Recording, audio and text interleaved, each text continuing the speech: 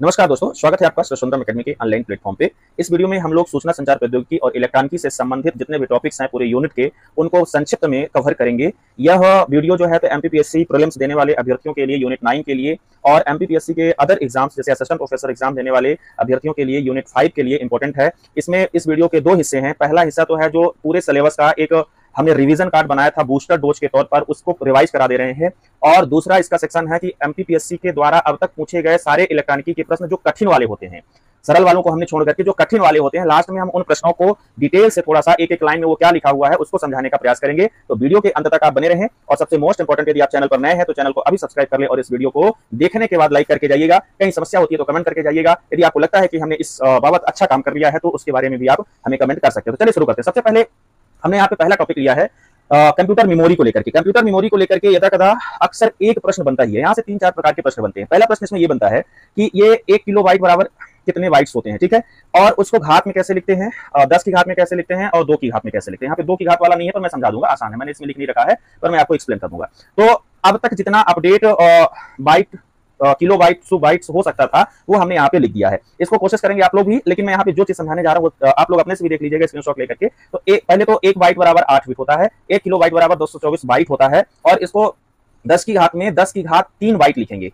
यहां से समझना है 10 की घात 3 बाइट लिखेंगे, ठीक है। थोड़ा सा कंफ्यूजन होता है लोगों को, 10 की घात 2 की घात में क्या हो जाएगा, यहां तक तो खैर लोग कर लेते हैं कि 1 मेगाबाइट बराबर 10 की 24, 1 गीगाबाइट बराबर 224 MB, है ना, ये तो कर लेते हैं। लेकिन दिक्कत तब होती है जब इधर आपका 10 की घात और 2 की घात में पूछ लेता है। तो समझिए 1 किलो बाइट बराबर 224 बाइट, जो की घात में यदि लिखेंगे तो मैं इसके मैथमेटिक्स पे नहीं जा रहा हूं, बहुत आसान बेसिक, ताकि हर एक वर्ग के विद्यार्थियों को समझ में आ सके। 10 की घात 3 बाइट होगा, ठीक है, और इसको 2 की घात 10 बाइट लिखेंगे सेम चीज को। तो 1 किलो बाइट जो 224 बाइट्स है, इसको हम लोग 10 की घात 3, 10 की घात में लिखेंगे तो 3 लिखेंगे और 2 की घात में लिखेंगे तो 10 लिखेंगे। इतना पहले वाले को समझ लीजिए, नीचे वाले सब आसान है पर ये आपको याद रखना होगा। 1 मेगाबाइट बराबर 224 केबी, 1 गीगाबाइट बराबर 224 MB, 1 टेराबाइट बराबर 224 GB, वो तो चलता जाएगा, ठीक है। इसको ऐसे याद नहीं रखेंगे, इसको ऐसे याद रख लीजिए, kilo mega giga tera peta exa zetta yotta डोंटा जियो, ऐसे याद करिएगा, ठीक है। फिर ये 224 ऊपर वाले का लिखते जाइएगा। यहां से क्या करना है, 10 की घाते 3 बाइट्स से शुरू करना है, फिर उसको एक एक 3 बढ़ाते जाना है। 10 की घाते 6, 10 की घाते 9, 10 की घाते 12, 10 की घाते 15, 10 की घाते 18, 10 की घात, है ना, और बाइट्स में रहेगा 21, 10 की घात 24, 10 की घात 27, 10 की घात 21, ऐसे करके सबसे लास्ट वाली जो है जियो बाइट्स जो है, जिसमें 1024 ब्रोंटे बाइट्स होते हैं, वहां तक आपको करते जाना है, ठीक है। फिर इसमें जो 2 की घात वाली समस्या आएगी, तो 2 की घात, ये जो मैथ के लोग कैलकुलेट कर लेते हैं, उसको कन्वर्ट कर लेते हैं, उनके लिए तो ठीक है, कर ही लेंगे। मैं ये बात उनके लिए बता रहा हूँ ट्रिकी तरीके से, जो नहीं कर पाते हैं। तो ये देखिए, ये 2 की घात में जाएगा तो ये 2 की घात में 10 होगा, ठीक है। फिर उसके बाद आप 10-10 बढ़ाते जाइए, 2 की घात 20 होगा, 2 की घात 30 होगा, 2 की घात 40 होगा, 2 की घात 50 होगा, 2 की घात 60 होगा, 2 की घात 70 होगा, 2 की घात 80 होगा, 2 की घात 90 होगा, ऐसे चलता जाएगा, ठीक है। तो देखिए, जैसे एक प्रश्न आपसे पूछा गया इसी किसी परीक्षा में, कि प्रश्न क्या है, प्रश्न मैं स्क्रीन पर लगा दूंगा, आप लोग देख लीजिएगा। प्रश्न ये पूछा गया, बहुत आसान सा प्रश्न है, प्रश्न में थोड़ा सा 1 सेकंड,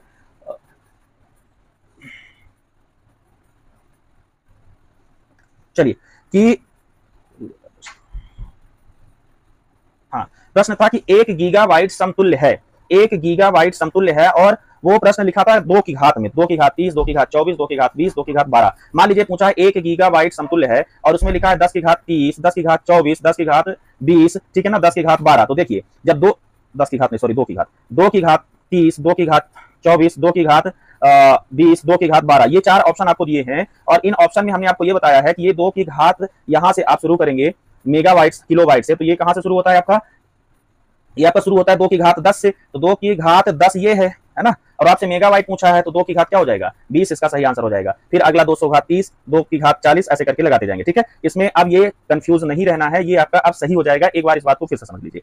मैंने क्या कहा कि यहां से आपको 3 और 3 अंक बढ़ाते जाने हैं। फिर इसमें क्या करना है कि 10 की घात 10, 2 की घात 10 से शुरू करना है और फिर 10-10 बढ़ाते जाने, ठीक है, बन जाएगा। चलते अगला, थोड़ा सा इसमें हम लोग जल्दी फटाफट जो महत्वपूर्ण चीजें हैं, कोई जरूरी नहीं कि इसमें लिखी हर चीज हम पढ़े, लेकिन जितना महत्वपूर्ण मुझे लग रहा है वो मैं दे जा रहा हूं। इंटरनेट से संबंधित सारी चीजें, बिंटन ग्रे कर्व को इंटरनेट का जनक कहा जाता है, ठीक है। HTML का जनक कहा जाता है, HTTML का जनक कहा जाता है टिम बर्नर्स-ली को। नेक्स्ट है सरफेस डीप डार्क वेव, ये जो है ना, सरफेस डीप डार्क वेव जो है, ये लेयर ऑफ द वेव है। क्या है, लेयर ऑफ द वेव है ना। Dark wave is known as onion wave, तो ओनियन वेव के लिए किसको कहा जाता है, डार्क वेव को कहा जाता है, ठीक है। बस इसमें ऐसे हम लोग पढ़ते चलेंगे। URI का फुल फॉर्म होता है, URI का फुल फॉर्म होता है uniform resource identifier.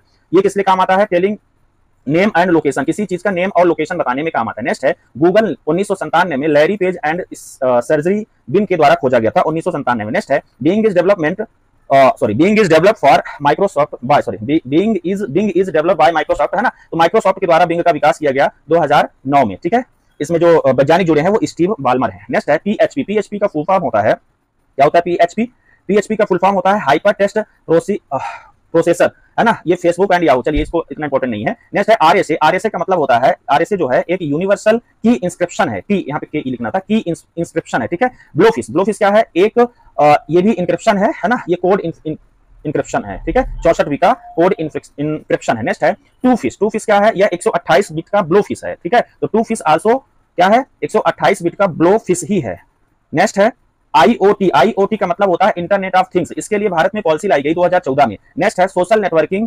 Social networking used by J Warn. सबसे पहले सोशल नेटवर्किंग शब्द का इस्तेमाल जे वार्नस ने 1950 में किया। रेडिफ मेल 1995 में अजीत बालकृष्णा ने खोजा। नेक्स्ट है ट्विटर को Jack Dorsey, Noah Glass Biz Stone Evan Williams 21 March 2006 को खोजा गया था। ट्विटर को 21 मार्च 2006 को जैक डोर्सी के द्वारा खोजा गया था। इसमें एलन मस्क ने बाद में इसको अधिग्रहित किया है, खरीदा है, ठीक है ना, और एक्स नाम दिया इसको। नेक्स्ट है यूट्यूब 2005 में चैड हर्ली,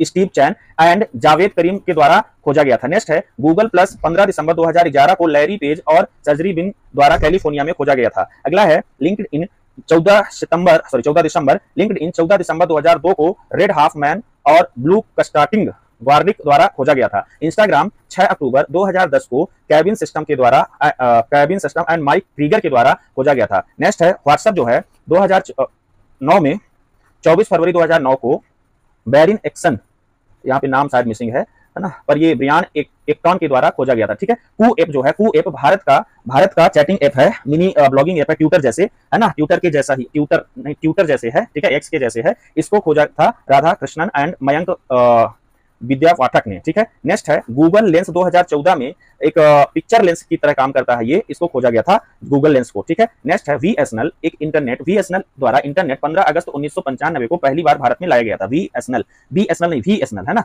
ये वीएसएनएल विदेश सेवा निगम लिमिटेड है। नेक्स्ट है भारतीय हाइक मैसेजिंग ऐप के जो फाउंडर हैं, हाइक मैसेजिंग ऐप के, वो है मित्तल, भारतीय मित्तल। नेक्स्ट है ईमेल का जो खोज है वो रे टॉमलिंसन द्वारा किया गया था। नेक्स्ट है Chrome search engine developed by Google in 2008, ठीक है। नेक्स्ट है रामालिंगन राजू सत्यम कंप्यूटर से जुड़े हुए हैं, इन्फोसिस से, ठीक है। नेक्स्ट है रामादुराई इज फाउंडर ऑफ टीसीएस। तो रामादुराई जो हैं वो टीसीएस के फाउंडर हैं, ठीक है। तो ये इंटरनेट से संबंधित 27 फैक्ट मैंने आपको बताया है, उसको देख लीजिएगा। अब आते हैं इलेक्ट्रॉन की से, ऐसे ही हर टॉपिक से लेकर के जो बड़े बड़े फैक्ट हो सकते थे वो मैं यहाँ पे रिवाइज करा रहा हूं। नेक्स्ट है सर्वात्रिक गेट या सर्व प्रयोजक गेट, NAND लॉजिक गेट होता है, ठीक है। तो जिसमें एंड और नॉट शामिल होता है और दोनों को मिला करके NAND लॉजिक गेट बनाते हैं, इसको यूनिवर्सल गेट बोलते हैं। अगला है ट्रांजिस्टर की खोज बीबीएस द्वारा 1940 में, बीबीएस मतलब बैरीडीन, ब्रैटन और शाकली द्वारा खोजा गया, ठीक है। भारत में ट्रांजिस्टर का प्रयोग 1970 में किया गया, 70 के दशक में किया गया ट्रांजिस्टर, है ना। बीबीएस, बैरीडीन, ब्रैटन और शाकली का नाम याद रखेंगे ट्रांजिस्टर की खोज के लिए। अगला है कैथोड एक्सरे रोंस्टन इलेक्ट्रोमैग्नेटिक, रोंस्टन ने खोजा है ना। ये है क्या, इलेक्ट्रोमैग्नेटिक नहीं, कैथोड एक्सरे की खोज जो है रोंस्टन ने की है और इलेक्ट्रोमैग्नेटिक रे की खोज जो है वो मैक्सवेल ने की है, ठीक है। अति चालकता की खोज 1911 में कैमर लिंक्स ऑन्स ने की है। सुपर कंडक्टिविटी का सिद्धांत जो है, कंडक्टर का सिद्धांत BCS मतलब बार्डीन, कूपर और श्रीफर ने दिया है 1957 में, है ना। इनके लिए नोबेल पुरस्कार इनको 1972 में दिया गया। सुपर कंडक्टर बहुत ही इंपॉर्टेंट है कि सुपर कंडक्टर की खोज के लिए BCS अर्थात बार्डीन, कूपर और श्रीफर को 1972 में नोबेल पुरस्कार दिया गया और ये सिद्धांत लाए थे 1957 में। अगला है मैग्लेव ट्रेन, बहुत इंपॉर्टेंट है मैग्लेव ट्रेन। मैग्लेव ट्रेन को लटकती हुई ट्रेन कहते हैं, जो कि माइजनर प्रभाव से संचालित होती है। ये लेविटेशन युक्त होती है, मैग्नेटिक लेविटेशन युक्त होती है और यह ट्रेन, इसका उदाहरण है बुलेट ट्रेन, ठीक है ना। ये हवा पे चलती है, ये ट्रेन की मान लीजिए ये पटरी बनाई गई है तो इससे ऊंचाई पे चलती है, इसको इसीलिए मैग्नेटिक लेविटेशन युक्त ट्रेन कहते हैं। अगला है NSTB मतलब होता है national super conductivity science and technology board, है ना। इसका जो गठन किया गया वो फरवरी 1991 में किया गया। अगला है central electronic engineering research institute, Bharat में कहाँ स्थित है, तो centre electronic engineering research institute Pilani Rajasthan में स्थित है। बिट्स पिलानी IIT का जो सेंटर है वहां स्थित है, क्या, central electronic engineering research institute, ठीक है, इसको हमें याद रखना है। अगला है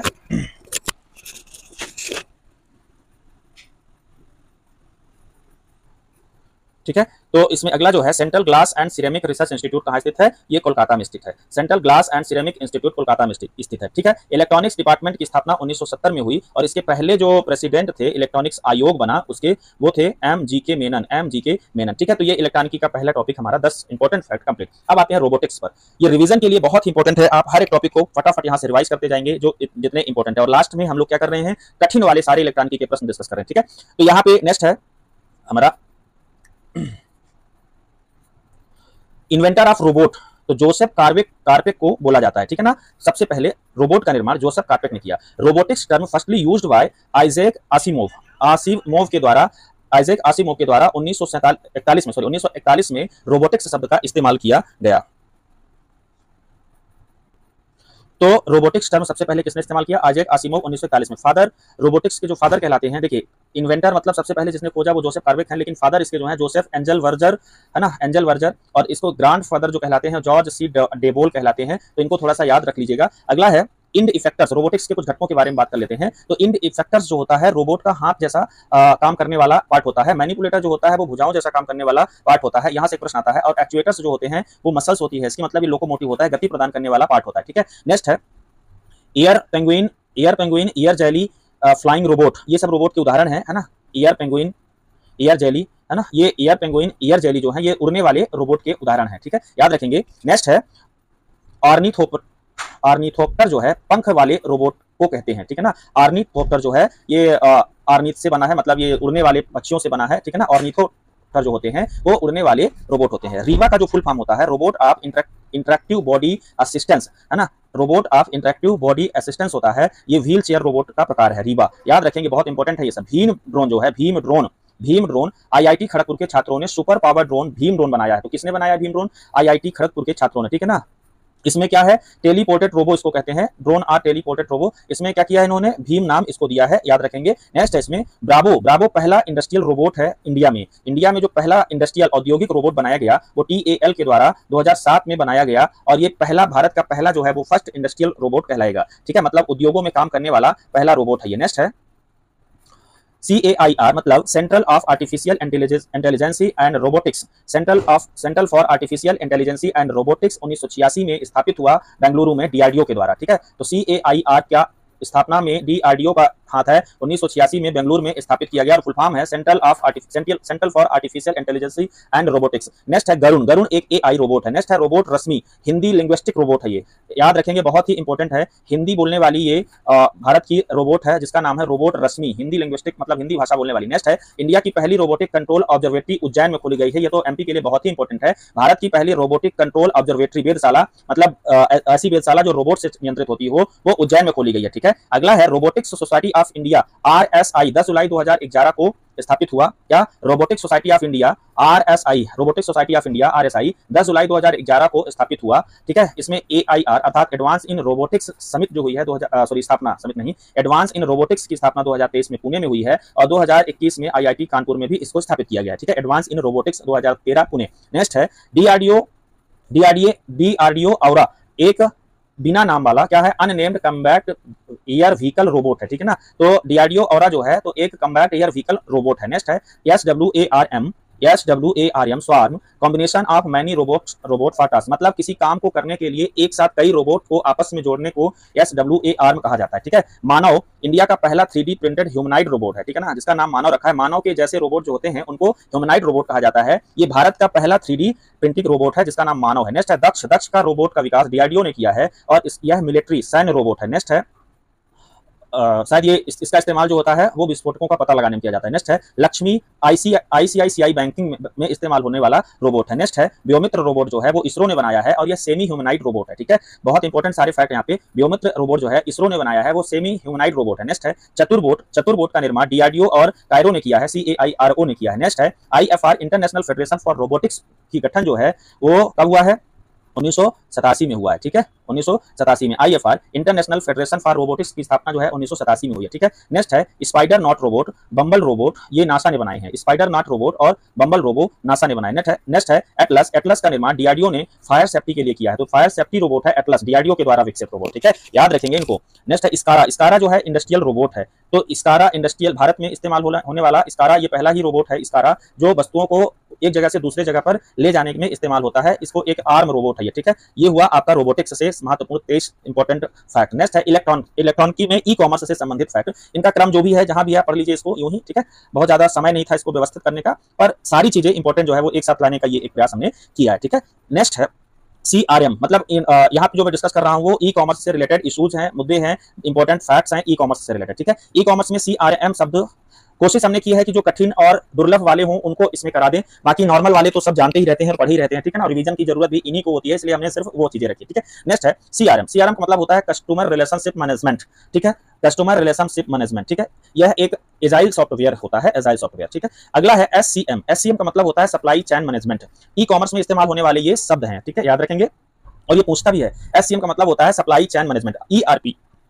ERP का मतलब होता है enterprise resource planning. Barcode 5 part में बना होता है, मतलब बारकोड के 5 हिस्से होते हैं। एक होता है क्वाइट जोन, एक होता है स्टार्ट कैरेक्टर जोन, एक होता है डाटा कैरेक्टर, एक होता है ए स्टॉप कैरेक्टर और एक होता है अनदर कैरेक्टर, ठीक है। तो आपसे पूछ रहे कि बारकोड के कितने जोन होते हैं, कितने भाग होते हैं, तो 5 भाग होते हैं। नेक्स्ट है यूपीसी का मतलब होता है यूनिवर्सल प्रोडक्ट कोड यूपीसी का फुल फॉर्म है। नेक्स्ट है ओरेकल बीबी और बीसी ओरेकल के उदाहरण है, ठीक है। ज्यादा डीप में नहीं, मतलब इसमें हमें खुद याद है कि इसमें बीबी और बीसी क्या, पर याद रखिएगा इसमें काम आपका हो जाएगा। नेक्स्ट है वूकॉमर्स कहते हैं वर्डप्रेस को। वर्डप्रेस एक वूकॉमर्स का उदाहरण है, ऑनलाइन वर्डप्रेस वूकॉमर्स का उदाहरण है। नेक्स्ट है रोजरपे, इंडियन ऑनलाइन पेमेंट गेटवे है ये रोजरपे। नेक्स्ट है फैबमार्ट, इंडिया का पहला कॉमर्स कंपनी है फैबमार्ट, पहली ई कॉमर्स कंपनी है फैबमार्ट भारत की, ठीक है। इसके father of e commerce Bharat के, इसके संस्थापक हैं कौन, के वैथेश्वरम को भारत में ई कॉमर्स का जनक कहा जाता है। नेक्स्ट है सचिन बंसल और बिन्नी बंसल जो है ये फ्लिपकार्ट के संस्थापक हैं भारत में।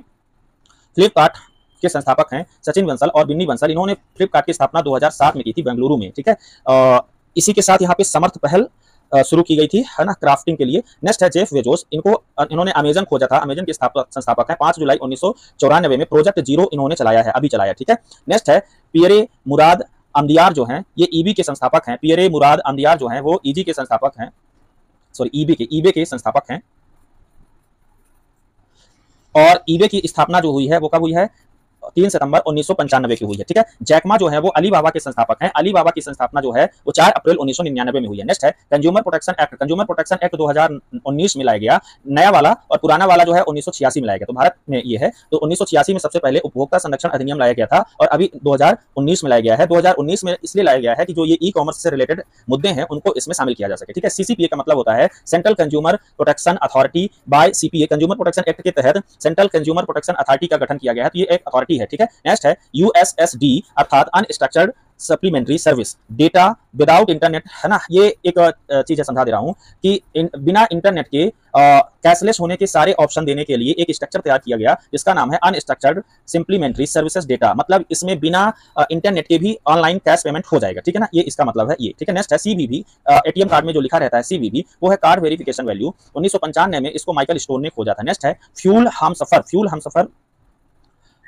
ये डीजल डिलीवरी के लिए ई कॉमर्स चलाया गया है, फ्यूल हमसफर, ठीक है ना। तो मतलब डीजल पेट्रोल यदि आपका कहीं खत्म हो जाता है तो फ्यूल हमसफर उसको पहुंचा देंगे, जैसे पिज्जा पहुंचा दिया जाता है। नेक्स्ट है POS का मतलब है point to sale. Point to sale का मतलब होता है किसी बिंदु पे जाकर के बेचना, ठीक है। जैसे कहीं आपके घर पे कोई सामान लेके आता है वो पॉइंट टू सेल होगा। नेक्स्ट है CSC का मतलब है कार्ड सिक्योरिटी कोड, ठीक है। नेक्स्ट है पहला इलेक्ट्रॉनिक शॉपिंग माइकल एल्ड्रिच ने चलाया था, ठीक है। ये तो कुछ चीजें हैं ई कॉमर्स से रिलेटेड, कुछ चीजें कठिन प्रश्नों वाले में छुपी हुई है, उनको भी वहां पे हम लोग डिस्क्लोज करेंगे। नेक्स्ट है इलेक्ट्रॉनिकी में ई गवर्नेंस से रिलेटेड इश्यूज या important fact. E governance, electronic department की स्थापना 1970 में भारत में हुई, ठीक है। ई गवर्नेंस का मतलब तो सब लोग जानते होंगे, है ना, शासन को इलेक्ट्रॉनिक तरीके से संचालित करना, जिसका परम लक्ष्य होता है पारदर्शिता लाना और शासन को तीव्र गति से संचालित करना। नेक्स्ट है ना NIC का मतलब होता है national informatics centre, NIC। Bharat में NIC की शुरुआत 1976 में गठन हुआ। नेक्स्ट है निकनेट की स्थापना जो है 1987 में हुई, ठीक है। अगला है MOEIT, मतलब भारत का ministry of electronic and information technology जो है वो 1999 में बना, ठीक है। ये याद रखेंगे, ठीक है। ठीक है, तो ये निकनेट है। निकनेट कहीं 86 लिखा रहेगा, तो लेकिन 1986-87 दोनों आता है, तो आप हम यहाँ पे 87 मान रहे हैं, हो सकता है कहीं 86 भी लिखा हो, पर 87 मान रहे हैं तो हमारी सोच से, ठीक है। MOET की स्थापना हो गई कब, 1999 में। नेक्स्ट है national e government scheme, Bharat सरकार द्वारा नेशनल ई गवर्नमेंट स्कीम 2006 में लाई गई। नेक्स्ट है स्वान का मतलब होता है state wide area network. State wide area network जो है 27 अक्टूबर 2010 को लाया गया था, लेकिन शुरू हुआ है मार्च 2005 से, ठीक है। फिफ्थ पिलर ऑफ डेमोक्रेसी का 5वां स्तंभ, लोकतंत्र का 5वां स्तंभ कहा जाता है सोशल मीडिया को। बहुत इंपॉर्टेंट क्वेश्चन है और H दत्तन ने यह शब्द इस्तेमाल किया था, 5वां पिलर, ठीक है। चौथा पिलर मीडिया है, लेकिन सोशल मीडिया जो है 5वां पिलर। नेक्स्ट है national e commerce plan, national e commerce plan लाया गया भारत में 2006 में। नेक्स्ट है commerce service centre, common service centre CSC की स्थापना 16 जुलाई 2009 को की गई। नेक्स्ट है ई संसद, विदेश यात्रा प्रमाणन द्वारा शुरू किया गया है ना, तो विदेश यात्रा के प्रमाणन के लिए ई संसद ने ई सनद शुरू किया गया है, ई सनद है ये, ई सनद की शुरुआत की गई है विदेश यात्रा प्रमाणन के लिए। नेक्स्ट है गर्व, गर्व का मतलब होता है ग्रामीण विद्युतीकरण, तो ये विद्युतीकरण विभाग का एप्लीकेशन है गर्व। नेक्स्ट है प्रिया सॉफ्ट जो है ई पंचायत से रिलेटेड है एक एप्लीकेशन प्रिया सॉफ्ट, ठीक है। प्लान प्लस है ना, इसमें प्लान प्लस भी शामिल कर लिया गया, ठीक है। नेक्स्ट है डीप, डीप का मतलब होता है ई ऑक्शन फॉर इलेक्ट्रिसिटी, है ना, डीप का मतलब है यहाँ पे e auction for electricity, merit विद्युत, ठीक है, इसको ऐसे रख लीजिए। स्वयं की स्थापना जो है, स्वयं का संचालन जो है 9 जुलाई 2017 को यूथ एजुकेशन के लिए किया गया, स्वयं, ठीक है ना, तो स्वयं की जो शुरुआत हुई है वो यूथ एजुकेशन के लिए 9 जुलाई 2012 को की गई है भारत सरकार द्वारा, ठीक है। Next pencil anti child labour कानून या पोर्टल है ये, है ना, पोर्टल है जिसकी शुरुआत जो है 26 जनवरी 2017 को की गई है। नेक्स्ट है आरोग्य सेतु की शुरुआत 2020 में 2 अप्रैल 2020 को की गई है। NIC और ministry of electronic and information technology के द्वारा 12 भाषाओं में अवेलेबल है आरोग्य सेतु। नेक्स्ट है हमराज जो है वो इंडियन आर्मी के लिए बनाया गया ऐप है। नेक्स्ट है सुविधा एंड समाधान एंड सिविल सी विजिल है ये, सुविधा समाधान और सी विजिल, ये तीनों चुनाव आयोग या निर्वाचन आयोग के द्वारा निर्वाचन के लिए काम करने वाले ये पोर्टल या ऐप है। नेक्स्ट है सुविधा एंड समाधान सी विजिल, ये तो ठीक है। नेक्स्ट है आई नाम का मतलब है आई नाम प्रो प्लस, ये ट्रांसपोर्ट मिनिस्ट्री का ऐप है, ठीक है। नेक्स्ट है दर्पण जो है, दर्पण पोर्टल या ऐप जो है वो पोस्टल इंश्योरेंस ऐप से संबंधित है। देखिए दो चीजें हैं, ये पोस्टल इंश्योरेंस ऐप से संबंधित एक दर्पण है, ये केंद्र सरकार का है, और पंचायत दर्पण नाम से चलता है मध्य प्रदेश का पंचायत विभाग वाला, तो दोनों में कंफ्यूज नहीं होना है। दर्पण पंचायत विभाग का मध्य प्रदेश में है, पंचायत दर्पण के नाम से, सिर्फ दर्पण के नाम से, और यहाँ पे जो है वो पोस्टल इंश्योरेंस ऐप है ये केंद्र सरकार का, दर्पण सिर्फ दर्पण के नाम से, ठीक है। नेक्स्ट है सगुन स्कूल लिंक है, ठीक है, यह स्कूल शिक्षक से जुड़ा हुआ प्लेटफॉर्म है, ठीक है। ई सेवा ई सेवा प्रदाय विधेयक जो है 2011 में लाया गया। नेक्स्ट है पीएम दीक्षा, डिजिटल एजुकेशन के लिए पीएम दीक्षा 15 सितंबर 19 में लाया गया, ठीक है, 2019। नेक्स्ट है डिजिटल इंडिया मिशन 1 जुलाई 2015 को स्थापित हुआ। अगला है NEGP 18 मई 2006 को शुरू होती है, ठीक है। नेशनल इलेक्ट्रॉनिक गवर्नेंस पॉलिसी है ये, 18 मई 2006 को शुरू होती है। अगला है 24वां ई गवर्नमेंट नेशनल समिति हैदराबाद में हुआ है, याद रखेंगे, ई शासन समिति हैदराबाद में 24वीं आयोजित हुई है। नेक्स्ट है भारत विकास गेटवे, ये भारत विकास गेटवे हैं, AGR, EDU, हेल्थ, विलेज, ये सब भारत विकास गेटवे से संबंधित है। नेक्स्ट है सारथी ऐप जो है वो दिव्यांगों से संबंधित है, याद रखेंगे, ठीक है। नेक्स्ट है नास्कॉम की स्थापना 1988 में देवांगी मेहता ने की थी। नेक्स्ट है डिजिटल इंडिया मिशन 1 जुलाई 2015 को प्रारंभ किया गया। नेक्स्ट है संतुष्ट पोर्टल शिक्षा से संबंधित है। अगला है प्रगति पोर्टल जो है वो प्रोएक्टिव, प्रगति का फुल फॉर्म है proactive governance and timely implementation की शुरुआत की गई। नेक्स्ट है मेघराज, भारत सरकार का GI क्लाउड है, ठीक है ना, GI क्लाउड है। अब यहाँ पे ई कॉमर्स से ये वाला तो हो चुका है, ये दोबारा आ गया है, ठीक है, इसको हम लोग पढ़ चुके हैं।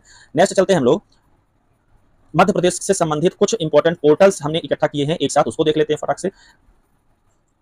पहला है भूमि पोर्टल जो है ये भूलेख से संबंधित है, मध्य प्रदेश की ई गवर्नेंस योजना है, ये मध्य प्रदेश की पहली ई गवर्नेंस योजना है, अर्थात मध्य प्रदेश सरकार में ई गवर्नेंस योजना शुरू ही होती है राजस्व विभाग से, भूमि पोर्टल या भूलेख से, ठीक है, राजस्व विभाग के अंतर्गत संचालित है, और ये G2C पोर्टल है, याद रखेंगे, भूमि पोर्टल जो है वो G2C ई कॉमर्स प्रोवाइड करता है, गवर्नमेंट टू सिटीजन ना कि कंज्यूमर, ठीक है ना, सिटीजन। अगला है ज्ञानदूत को 2000 में संचालित किया गया, ये इंटरनेट आधारित G2C सेवा है, मतलब गवर्नमेंट टू सिटीजन सेवा है, मध्य प्रदेश में धार से शुरू हुआ, तो ज्ञानदूत धार है ना, ज्ञान की धारा धार से वही है। ई गवर्नर एवं ई कॉमर्स गतिविधियों के लिए संचालित किया गया है, जिला प्रशासन एवं लोगों के बीच प्रासंगिक जानकारी उपलब्ध कराएगा, इसको ग्रामीण इंट्रानेट प्रणाली कार्यक्रम है ये, ठीक है ना। तो ज्ञानदूत 2000 में शुरू हुई, G2C है, गवर्नमेंट टू सिटीजन है, और इसका उपयोग जो है जिला प्रशासन करता है, ग्रामीण इंटरनेट कार्यक्रम प्रणाली है, ठीक है। MP ऑनलाइन क्या है, बहुत इंपॉर्टेंट है। MP ऑनलाइन मध्य प्रदेश सरकार एवं डाटा कंसल्टेंसी सर्विसेज द्वारा जुलाई 2006 में सरकारी विभागों की सेवाओं को आम नागरिकों तक पहुंचाने के लिए चलाई गई, और यह भी G2C योजना है, लेकिन ये ई प्रोक्योरमेंट में शामिल नहीं है, ठीक है ना, याद रखेंगे। नेक्स्ट है हेड स्टार्ट 2000 में लाया गया, मध्य प्रदेश के शिक्षा मंत्रालय द्वारा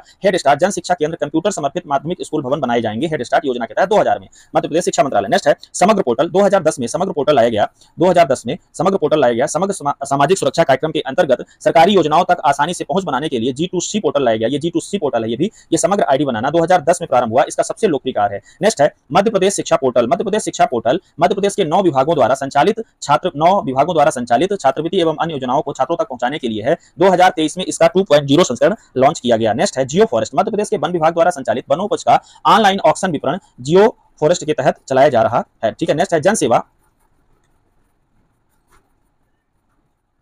जन सेवा ई सर्विस पोर्टल प्रदेश के 38 विभागों की सेवाओं को एक साथ प्रोवाइड कर रहा है, जिसमें विज्ञान और प्रौद्योगिकी विभाग के तत्वाधान में सेंटर ऑफ एक्सीलेंसी की स्थापना भी की गई है। नेक्स्ट है मध्य प्रदेश लोक सेवा गारंटी पोर्टल, विभिन्न विभागों की लोक सेवाओं को एक साथ प्रदान करने के लिए बनाया गया है। मध्य प्रदेश में ई अनुज्ञा जो है, ई अनुज्ञा मध्य प्रदेश राज्य कृषि विपणन बोर्ड ने बनाया है। स्पर्श पोर्टल जो है सामाजिक न्याय एवं निष्पक्षता मंत्रालय का है। नेक्स्ट है कर्मयोगी डाक पोर्टल, डाक विभाग के कर्मचारियों के प्रशिक्षण के लिए केंद्र सरकार का ये, ठीक है। नेक्स्ट यहाँ पे एआई से रिलेटेड चीजें हैं। यहाँ पे एआई का मतलब होता है एआई आर्टिफिशियल इंटेलिजेंस, ठीक है। लिस्प जो है लिस्ट प्रोसेसर जॉन मैकार्थी ने खोजी थी, है ना। जॉन मैकार्थी को क्या कहते हैं, फादर ऑफ एआई कहा जाता है, कृत्रिम बुद्धिमत्ता का पिता कहा जाता है। और लिस्प जो है तो पहली एआई भाषा है, ठीक है। इसके अलावा पाइथन, जावा, है ना, जूलिया एआई लैंग्वेज है, ठीक है। नेक्स्ट है किस्मेट जो है वो मोस्ट इमोशनल, है ना, एआई रोबोट है ना। तो मोस्ट इमोशनल, ये सबसे ज्यादा भावुक एआई रोबोट है, शायद इसीलिए इसका नाम जो है किस्मेट रखा गया, ठीक है। हाँ, तो याद रखेंगे। नेक्स्ट है एलेक्सा जो है अमेजन की, सीरी जो है एप्पल की, डिक्सबी जो है वो सैमसंग की, और गूगल असिस्टेंट गूगल की वॉइस असिस्टेंट है, ठीक है। तो अमेजन, सीरी, अलेक्सा, है ना, और एक कोर्टना, शायद कार्टोना या कोर्टना है, आगे लिखा है कहीं बताता हूं, वो भी है। पर ये इतने गूगल क्या है, असिस्टेंट, वॉइस असिस्टेंट है, ठीक है। और फर्स्ट एआई यूनिवर्सिटी यूएई में खुली है। नेक्स्ट है एआई इन बजट, 1 फरवरी 2018 को एनएआईपी नेशनल एआई प्रोग्राम लाया गया। एरावत क्या है, AI research analytic and knowledge assimilation platform है, जो नीति आयोग के द्वारा लाया गया, बहुत ही इंपॉर्टेंट है। तो एरावत का फुल फॉर्म याद रखिएगा, यही इंपॉर्टेंट है और नीति आयोग ले आया है। तो एरावत का फुल फॉर्म है AI research analytics and knowledge information platform, NITI Aayog. School of AI IIT Delhi में खोली गई है, ठीक है। नेक्स्ट है व्योमित्र, गगनयान मिशन के तहत व्योमित्र नामक सेमी ह्यूमनाइड रोबोट लाया गया, जो कि एक महिला रोबोट है, ठीक है ना, याद रखेंगे। नेक्स्ट है रोबोटिक्स ट्रैफिक सिस्टम इंदौर में शुरू हुआ, देश में सबसे पहले रोबोटिक ट्रैफिक सिस्टम इंदौर में शुरू हुआ। नेक्स्ट है रेज RAISE 2020 नई Delhi, responsible AI for social entertainment प्रारंभ हुआ। नेक्स्ट है आस्क दीक्षा एक चैटबॉट है, याद रखेंगे, ये दीक्षा जुड़ा हुआ है तो एजुकेशन में मत जाइएगा। आस्क दीक्षा चैटबॉट है IRCTC का, रेलवे विभाग का, ठीक है। इलेक्ट्रॉनिक्स में सिक्योरिटी, साइबर सिक्योरिटी पर हम लोग आते हैं फटाक से। साइबर सिक्योरिटी जो है साइबर क्राइम, पहला पॉइंट यहाँ पे देखिए, बूस्टर डोज के तहत साइबर क्राइम एक सोशल क्राइम है। साइबर क्राइम एक सोशल क्राइम हो सकता है ना। जैसे मतलब साइबर क्राइम के कई प्रकार होते हैं, उसमें सोशल क्राइम है वारफेयर, बुलिंग और फ्लैम, ठीक है। इनको यहाँ पे मैं डिटेल नहीं करूंगा। नेक्स्ट है इकोनॉमिक साइबर क्राइम के उदाहरण है सलामी हमला, स्टॉकिंग, प्राइवेसी स्पूफिंग। नेक्स्ट है टेक्निकल साइबर हमला का उदाहरण है या साइबर क्राइम का उदाहरण है spam, cookies, data detection, fishing, bug, data riddling और हैकिंग। तो यहाँ पे साइबर क्राइम 3 प्रकार के, सामाजिक साइबर क्राइम, आर्थिक साइबर क्राइम और तकनीकी साइबर क्राइम, उनके उदाहरण लिखे हैं। एक प्रश्न परीक्षा में कभी कभार इनसे पूछा जा सकता है, ठीक है। अगला है साइबर बेर, चलिए यहाँ पे लिखा है ये सारी चीजें जो मैं कह रहा था, नहीं समझाऊंगा, ठीक है, देख लेते हैं। Cyber warfare, fifth zone of war, मतलब साइबर वारफेयर को युद्ध का 5वां क्षेत्र कहा जाता है, ठीक है। जल, थल, नभ, ये सब मिला करके ये जो होते हैं ना, और वो शांति वाला, पीस वाला, उसके बाद ये चौथा 5वां वार का क्षेत्र कहा जाता है। अगला है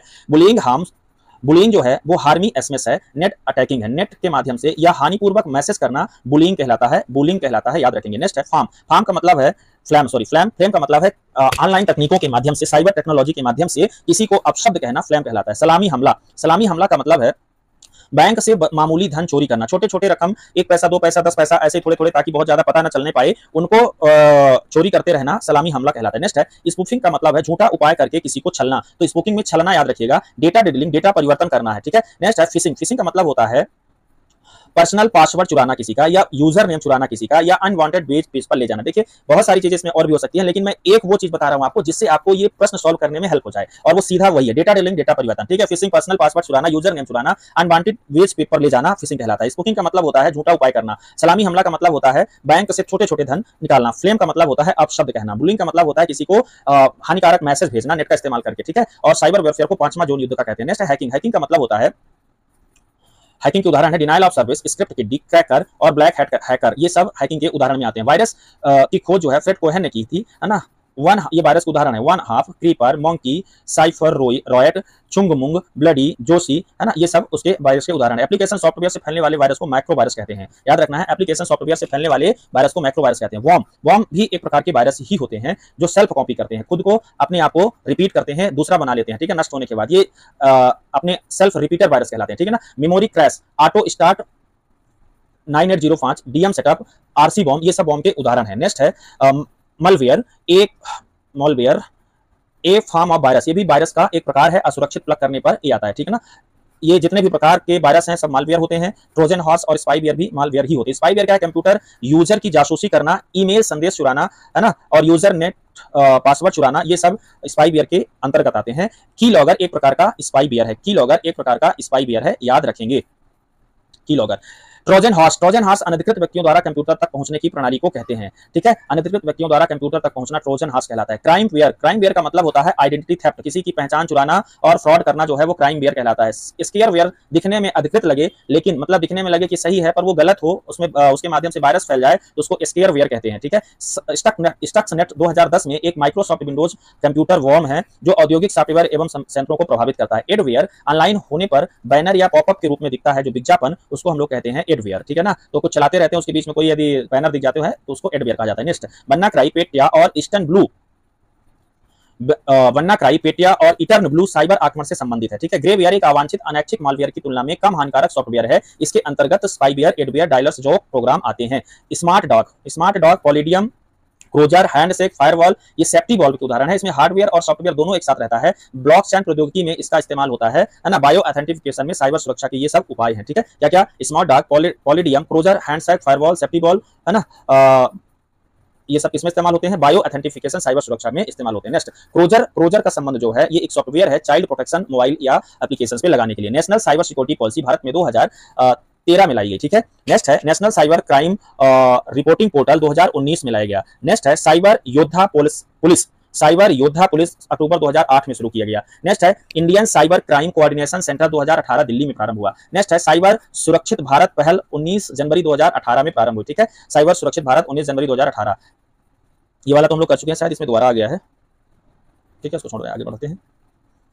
हाँ, इसमें से कुछ चीजें हैं जो वहां पे नहीं आई थी, यहाँ पे बता दे रहा हूँ। इसमें परेशान होने की जरूरत नहीं है, सब एक साथ है। Electronics manufacturing cluster of India, electronic manufacture cluster of India 7 जो है, ये 7 में से 2 पूरे भारत में 7 हैं। क्या? इलेक्ट्रॉनिक मैन्युफैक्चर क्लस्टर पूरे भारत में 7 हैं, जिसमें से 2 मध्य प्रदेश में है, एक भोपाल में और एक जबलपुर में। ठीक है, 2 यहाँ पे एमपी में होना चाहिए, एक जबलपुर और एक भोपाल में है। ठीक है, तो भारत में इलेक्ट्रॉनिक मैन्युफैक्चर क्लस्टर के 7 हैं और 7 में से 2 मध्य प्रदेश में, जबलपुर और भोपाल में। तो आपसे प्रश्न पूछेगा कि मध्य प्रदेश में इलेक्ट्रॉनिक मैन्युफैक्चर क्लस्टर कहाँ स्थापित है, तो जबलपुर भोपाल में स्थापित है। ठीक है, next, first electronic policy India 2012 में आई और भारत की पहली इलेक्ट्रॉनिक पॉलिसी 2012 में आई और 25 अक्टूबर को लागू हुई, लेकिन नई पॉलिसी जो आई है 2019 में आई है, नई इलेक्ट्रॉनिक पॉलिसी। ठीक है, नेक्स्ट है centre for nano electronics Bengaluru में स्थापित है एक, और इसकी दूसरी शाखा जो है वो मुंबई में भी है। ठीक है, नेक्स्ट है कम्युनिटी ट्राइबल रेडियो की स्थापना 2012 में मध्य प्रदेश में हुई। नेक्स्ट है जैक किल्वी ने आईसी चिप की खोज की थी। नेक्स्ट है ऑप्टिक फाइबर को 1870 में जॉन डिंडल ने खोजा था। नेक्स्ट है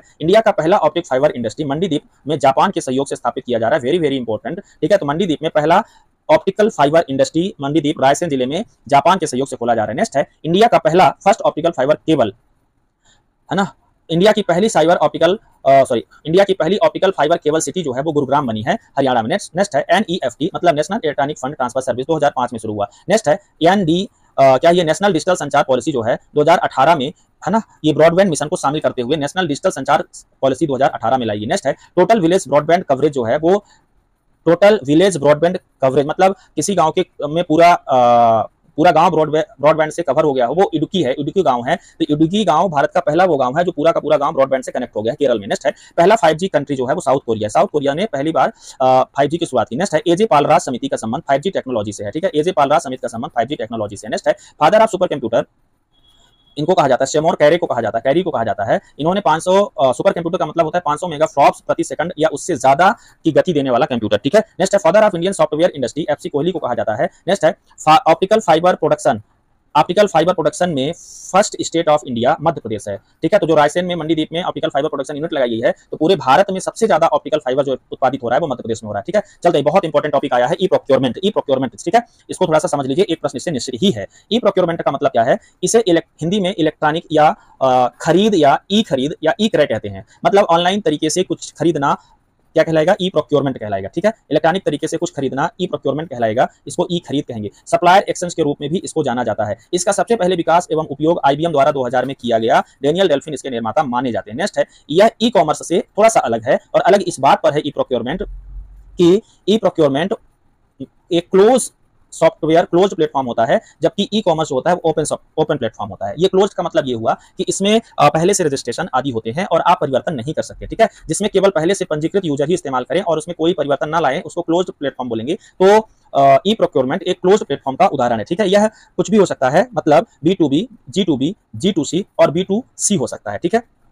कुछ भी हो सकता है इनमें से, ठीक है। इसकी शुरुआत 1980 के दशक में इलेक्ट्रॉनिक डेटा इंटरचेंज से EDI से हुई थी। नेक्स्ट है ई प्रोक्योरमेंट सिस्टम का उपयोग करने का सर्वोत्तम संभव क्या है। ई प्रोक्योरमेंट सिस्टम क्यों इस्तेमाल करते हैं, इसका लक्ष्य क्या है, तो यह सर्वोत्तम संभव कीमत और सर्वोत्तम संभव समय पर उत्पाद या सेवाएं प्राप्त करना। मतलब एक लाइन में कहें तो कम समय पर अच्छी कीमतों पर, कम कीमतों पर या सबसे लीस्ट कीमत पर सेवाएं या उत्पाद प्राप्त करना ई प्रोक्योरमेंट का लक्ष्य है, ठीक है। ई खरीद के अंतर्गत ई नीलामी, ई निविदा, आपूर्तिकर्ता, ये सब शामिल है, ई निविदा वगैरह। इसमें आपूर्तिकर्ता अनुबंधों का आदान प्रदान, आपूर्तिकर्ता ऑनबोर्डिंग प्रश्नावली भरने जैसे श्रम साध, मतलब कुल मिला के जो ऑफलाइन सारे काम होते हैं वो ऑनलाइन हो जाएंगे तो उसका समय बचेगा, ये यहाँ पे लिखा है, नीलामी वगैरह से रिलेटेड, ठीक है।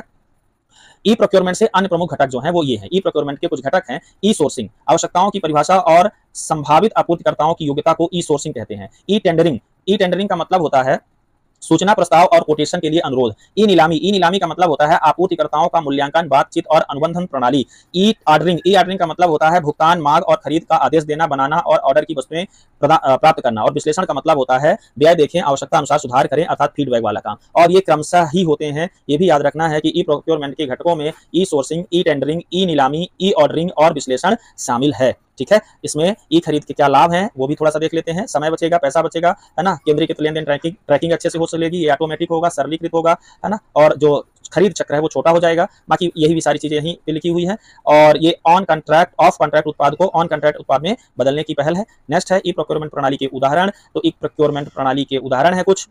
भारत में सीपीपी पोर्टल, सीपीपी एनआईसी के द्वारा सेंट्रल पब्लिक प्रोक्योरमेंट पोर्टल बनाया गया है केंद्र सरकार के द्वारा। मध्य प्रदेश में एमपी टेंडर्स, भारत सरकार का एक और है GeM, GEM government e market place. MPLUN Madhya Pradesh का है, ये लघु उद्योग निगम का, ठीक है, लघु उद्योग निगम का। ई खनिज, ये सब क्या है, ई प्रोक्योरमेंट के उदाहरण है। जबकि MP ऑनलाइन ई प्रोक्योरमेंट का उदाहरण नहीं है, नहीं है, फोकस करिएगा नहीं पे, ठीक है, याद रखना। तो ये हुआ आपका ई प्रोक्योरमेंट। कुल मिलाकर के ई प्रोक्योरमेंट आप यहाँ पे समझ चुके होंगे। और इसके साथ ही 5 ये यूनिट का ICT की सारी यूनिट्स, जितने सारे टॉपिक्स हो सकते हैं, सबको एक साथ हम यहाँ पे देख चुके हैं। अब हमारा सेकंड खंड इसमें शुरू होता है। सेकंड खंड में हमने कुछ ये PDF तैयार की है उन प्रश्नों से जो प्रश्न 2018-19 से 2018-19 से PSC में पूछे जा चुके हैं।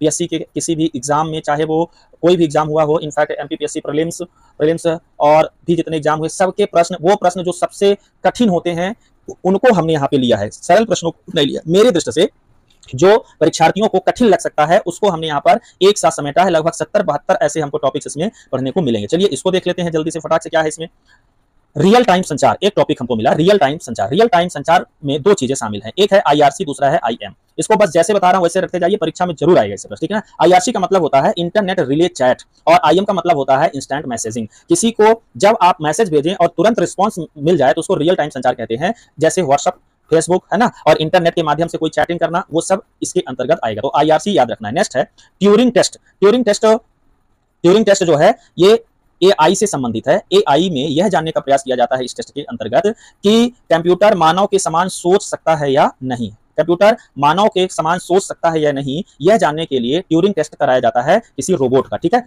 किसी रोबोट का या AI संयंत्र का, ठीक है। तो इसमें आप लोगों ने रोबोट मूवी देखी है, तो रोबोट मूवी में जो रोबोट बनाते हैं वशीकरण, है ना, चिट्टी को, उसको लेकर जाते हैं प्रोफेसर से, चेक कराते हैं और प्रोफेसर उनसे कुछ सवाल पूछता है। तो ये घटना यदि आपको याद है तो ट्यूरिंग टेस्ट वही है, ठीक है, वही एकदम हूबहू ट्यूरिंग टेस्ट ही हो रही है वहां उसकी, तो उसी को ट्यूरिंग टेस्ट कहेंगे। तो ट्यूरिंग टेस्ट के लिए आप रोबोट पिक्चर की वो वाली, रोबोट मूवी की वो वाली घटना याद करिए जहां वशीकरण की टेस्टिंग चल रही है प्रोफेसर के सामने, और है ना, सॉरी, चिट्टी को लेके गए वशीकरण और वो टेस्टिंग हो रहा है, ठीक है। इसके 3 पार्ट होते हैं, वहीं से 3 पार्ट भी समझ लीजिए। 3 पार्ट कौन कौन से हैं, एक तो वो रोबोट हो गया चिट्टी, और दूसरा हो गया अपने वो रजनीकांत भाई साहब, और तीसरे हो गए वो प्रोफेसर जो चेक कर रहे थे, उससे पूछ रहे थे। ये तीनों घटक हैं, तो एक मशीन घटक है और 2 ह्यूमन घटक हैं, ठीक है। ये 3 ट्यूरिंग टेस्ट के सहभागी या पार्टिसिपेंट होते हैं, ठीक है। तो इसमें क्या है, ह्यूमन जज, वो प्रोफेसर साहब, फिलहाल मुझे नाम याद नहीं आ रहा है उनका, है ना, प्रोफेसर साहब जो चेक कर रहे थे, जो जिनके पास वो ले गए थे चिट्ठी को, वो ह्यूमन जज हैं, इंट्रोगेटर है, वो इंट्रोगेटर है, वो सवाल पूछेंगे, किससे, रोबोट से भी पूछेंगे, उसको बनाने वाले से भी पूछेंगे, ठीक है। दूसरा एक मशीन होती है जो इंटरलोक्यूटर होती है, इंटरलोक्यूटर मशीन होती है, अर्थात वो रोबो या वो संयंत्र जिससे सवाल पूछा जाएगा, और एक ह्यूमन इंटरलोक्यूटर होता है जो उसके साथ उसका एक्सप्लेनेशन देगा, ठीक है, जैसे कि वो वहां पे वशीकरण, ठीक है।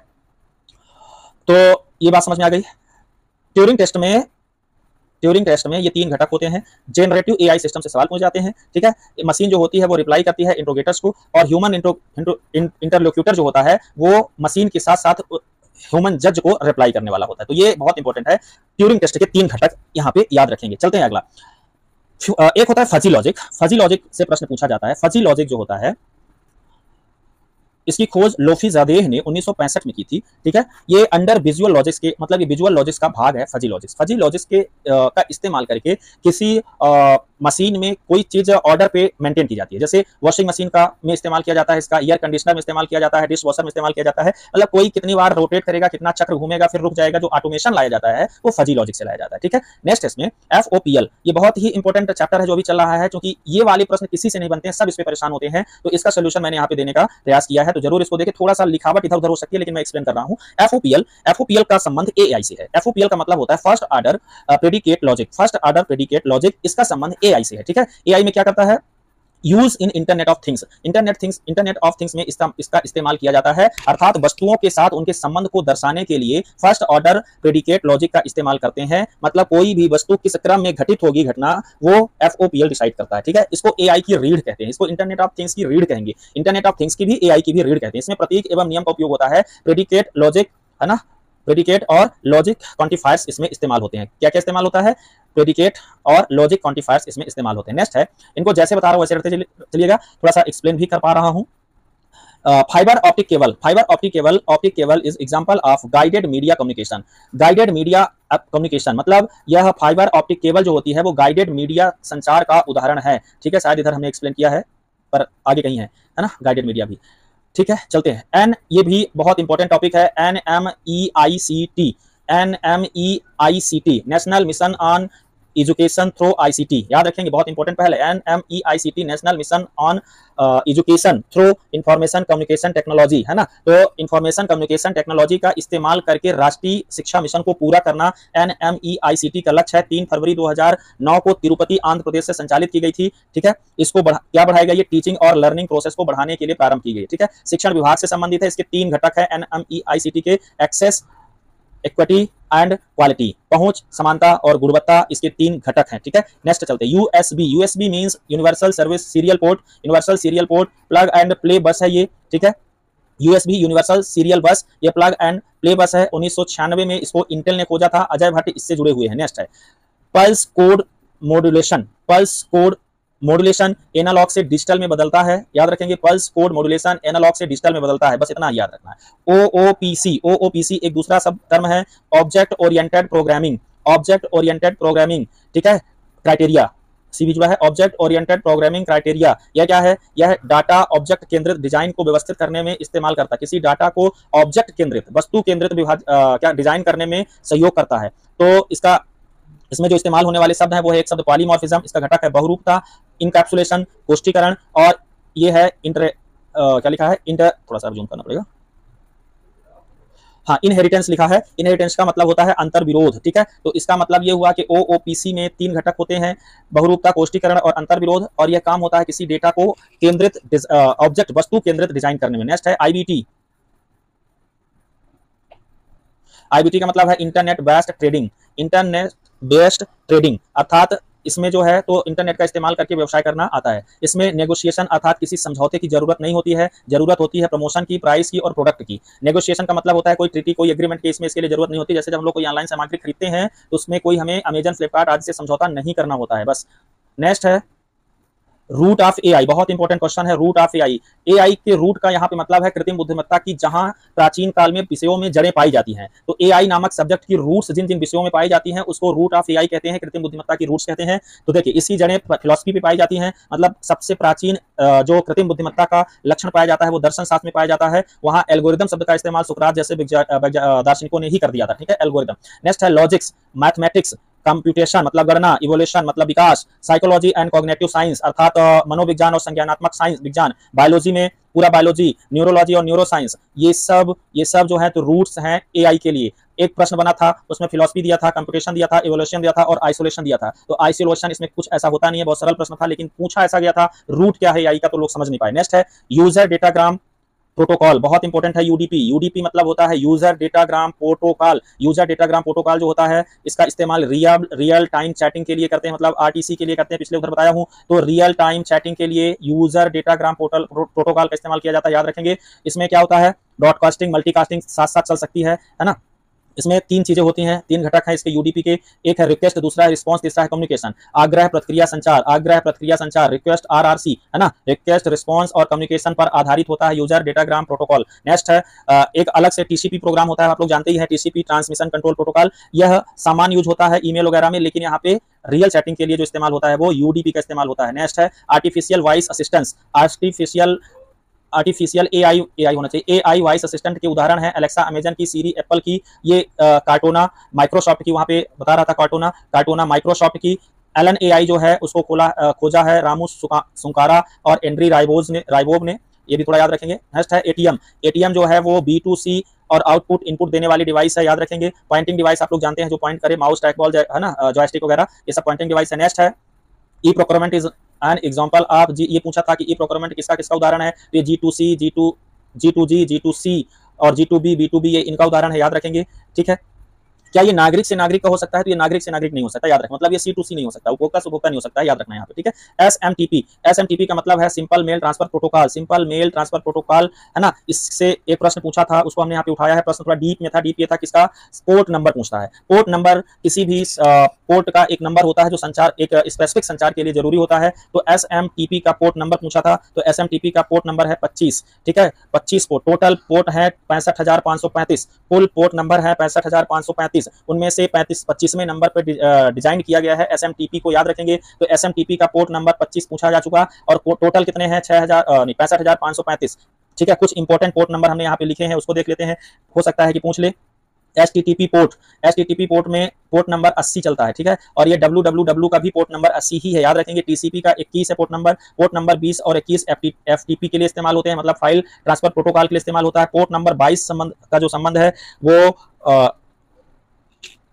से है, पोर्ट नंबर 22 सिक्योर सेल से संबंधित है, नेक्स्ट है पोर्ट नंबर 179, ये जो है तो बॉर्डर गेटवे प्रोटोकॉल से संबंधित है। इनमें से सबसे इंपॉर्टेंट है पोर्ट नंबर 8080 का संबंध वेब सर्वर से है। फिर है इसमें पोर्ट नंबर 500 प्रो, ये भी इंपॉर्टेंट है। पोर्ट नंबर 500 जो है वो इंटरनेट सिक्योरिटी एसोसिएशन से संबंधित है ना, इंटरनेट सिक्योरिटी एसोसिएशन से संबंधित पोर्ट नंबर 500। पोर्ट नंबर 3389 जो है वो रिमोट डेस्कटॉप प्रोटोकॉल से संबंधित है, जिसके माध्यम से एक कंप्यूटर दूसरे कंप्यूटर से जुड़ते हैं। पोर्ट नंबर 3360 जो है वो टीसीपी से संबंधित है और आईपी से, दो एक साथ है। पोर्ट नंबर 53 डीएनएस से संबंधित है, DNS domain name system, DNS से संबंधित पोर्ट नंबर 53 है ना। और port number 123 network time protocol से संबंधित है। जीमेल का पोर्ट नंबर जो है 993 है, और दो है इसमें, जीमेल 2 पोर्ट नंबर से चलता है। एक IMAP इंटरनेट, इसका फुल फॉर्म है, देख लीजिएगा, हो गया इतना नहीं, IMAP 993 और SMTP 25, इस दो प्रोटोकॉल से चलता है ये, है ना,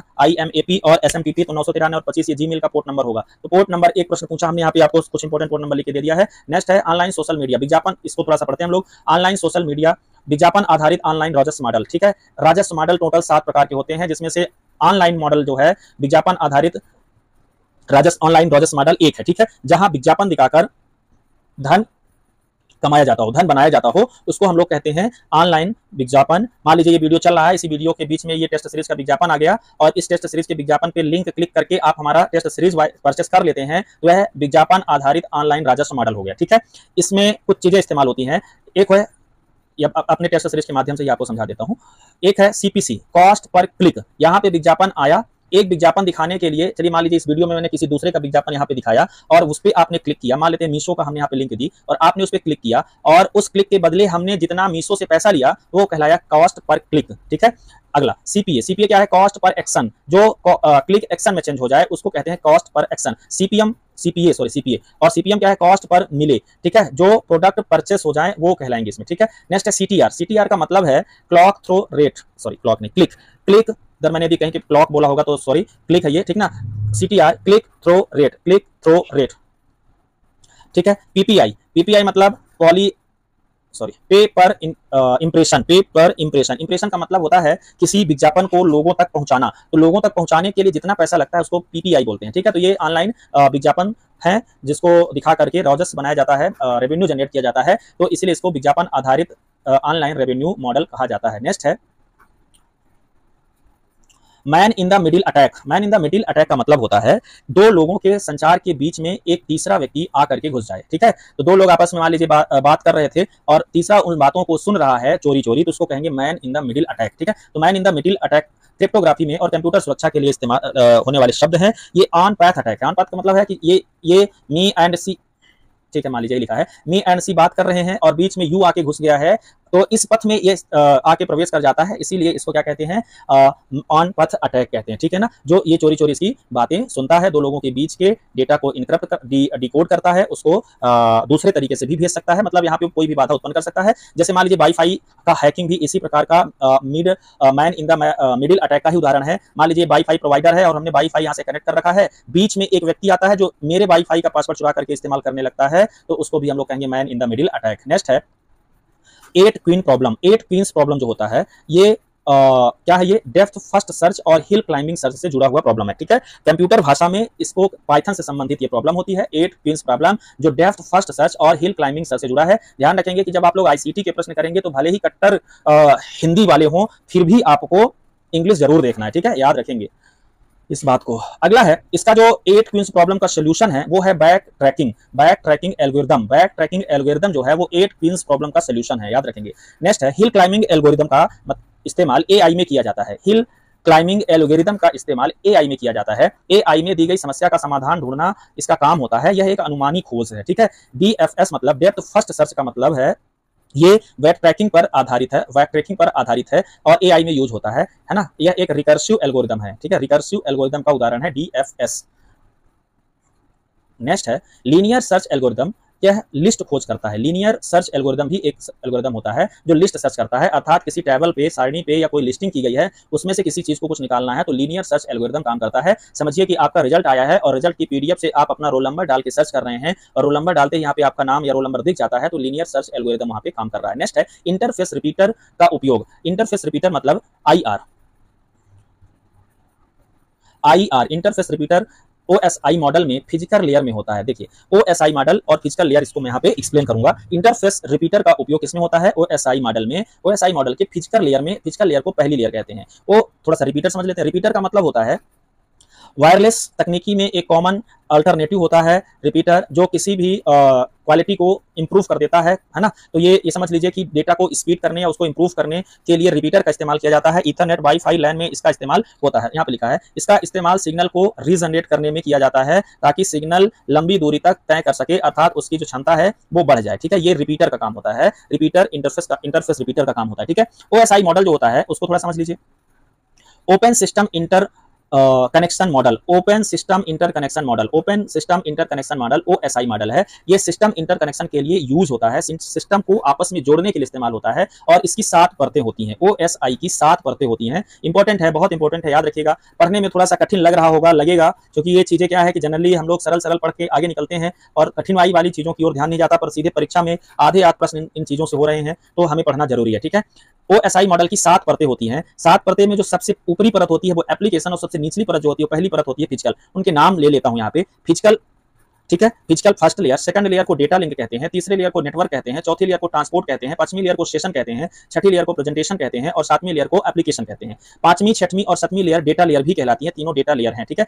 तो इसमें क्या आता है, session, presentation, application, data layer है और भी आगे चीज इसमें है। तो याद रखेंगे पहली लेयर ही फिजिकल लेयर है और पहली लेयर ही फिजिकल लेयर है। और यहाँ पे जो प्रश्न बना था, क्या प्रश्न था कि इंटरफेस रिपीटर का उपयोग कहां पे होता है, तो ओएसआई मॉडल में इंटरफेस रिपीटर का इस्तेमाल इसी फिजिकल लेयर पर होता है। यहाँ पे कहां किसका इस्तेमाल होता है वो भी हमने यहाँ पे दिया। इंटरफेस रिपीटर का उपयोग यहाँ पे किया जाता है, जैसे केबल, कनेक्शन, वायरलेस आदि ये सब है, ठीक है। डेटा लिंक अर्थात सेकंड लेयर पे फ्रेम, ईथरनेट, पीपीपी और स्विच ब्रिज का इस्तेमाल होता है और तीसरी लेयर पे packets, IP, ICMP, IGMP, IP इनका इस्तेमाल होता है और चौथा लेयर जिसको ट्रांसपोर्ट कहते हैं उसमें इन टू इन कनेक्शन बनाया जाता है। पांचवें लेयर पे सेशन होते हैं, मतलब सॉकेट, सिंक और सेंड टू पोर्ट होता है और छठे लेयर पे जो होता है वो डेटा रिप्रेजेंटेशन एंड इंक्रिप्शन होता है। सातवें लेयर पे एप्लीकेशन अर्थात डेटा नेटवर्क प्रोसेस होती है, ठीक है। ये बहुत इंपॉर्टेंट है, याद रखना। चौथा, पांचवा, छठवां और सातवां को होस्ट लेयर भी कहते हैं। 4, 5, 6, 7 को होस्ट लेयर भी कहते हैं, होस्ट लेयर एल्गोरिदम। और मीडिया लेयर कहलाता है पहला, दूसरा, तीसरा मीडिया लेयर भी कहलाता है। ठीक है, ये चीजें थी। नेक्स्ट है stable and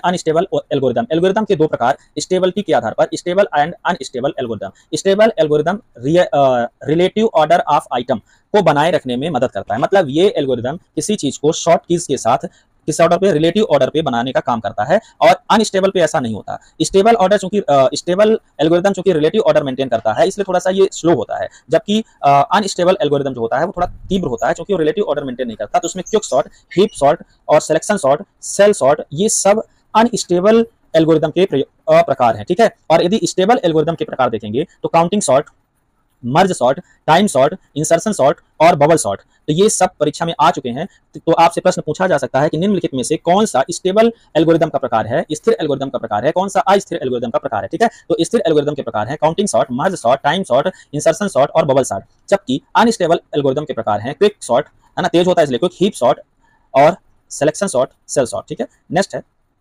free and open source software. Free and open source software, ये भी देख लेते हैं क्या है। Free and open source software, Python ये उदाहरण है इसके। फ्री एंड ओपन, ये ओपन सोर्स सॉफ्टवेयर सबके लिए फ्री होते हैं। ठीक है, जबकि क्लोज्ड सोर्स सॉफ्टवेयर दो प्रकार के होते हैं सॉफ्टवेयर, ओपन और सोर्स के आधार पर। ओपन, तो ओपन सबके लिए फ्री होते हैं, उसका उदाहरण है Python, Libre office, open office. ठीक है, अदर कुछ एग्जांपल हैं जैसे लिनक्स ऑपरेटिंग सिस्टम, थोड़ा सा जूम कर लेते हैं, लिनक्स ऑपरेटिंग सिस्टम LOS, है ना, Apache web server application, VLC media player, Google Android, Firefox browser और वर्डप्रेस, ये जितना यहाँ पे हमने लिखा है ये सब ओपन सोर्स सॉफ्टवेयर के उदाहरण हैं, अर्थात सबको फ्री हैं, सब इस पे काम कर सकते हैं, एडिट कर सकते हैं, ये ध्यान रखना। ठीक है, ऐसे ही क्लोज्ड सोर्स सॉफ्टवेयर होता है जो सबके लिए फ्री नहीं होता, पहले से रजिस्टर जरूरी होता है और उसमें एडिटिंग नहीं की जा सकती, जैसे गूगल अर्थ, है ना, Adobe Flash, Java, virtual box, WinRAR, flash player, Mac OS। ठीक है, इधर भी है एडोबे रीडर और माइक्रोसॉफ्ट विंडोज, माइक्रोसॉफ्ट ऑफिस, ये क्लोज्ड सॉफ्टवेयर के उदाहरण हैं, क्लोज्ड सोर्स सॉफ्टवेयर के उदाहरण है। ठीक है, नेक्स्ट है रोबोट के घटक।